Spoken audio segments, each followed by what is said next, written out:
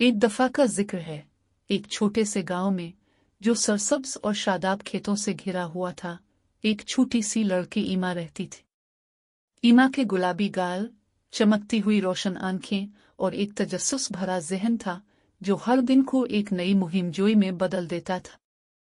एक दिन दोपहर के वक्त, जब धूप चमक रही थी, ईमा अपने घर के पीछे मौजूद मैदान में खेल रही थी। अचानक इसे एक छोटा सा, नर्म मुलायम बच्चा खरगोश नजर आया। वो नन्हा खरगोश खौफ के मारे कांप रहा था और एक बड़े बलूत के दरख्त के साए तले अकेला बैठा था। ईमा आहिस्ता से इस लड़खड़ाते हुए नन्हे खरगोश के करीब गई और नरमी से सरगोशी में बोली, हेलो छोटे दोस्त, डरो मत, मैं तुम्हारा ख्याल रखूंगी। उसकी नर्म आवाज सुनकर खरगोश कांपना बंद कर देता है और अपनी छोटी सी थरथराती नाक से ईमा के हाथ को सूंघने लगता है। वक्त गुजरने के साथ ईमा और वो बच्चा खरगोश एक दूसरे के बेहतरीन दोस्त बन गए।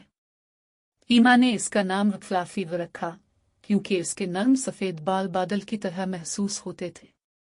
ईमा को जल्द ही एहसास हुआ कि फ्लाफी अपने खानदान और घर को याद करता है।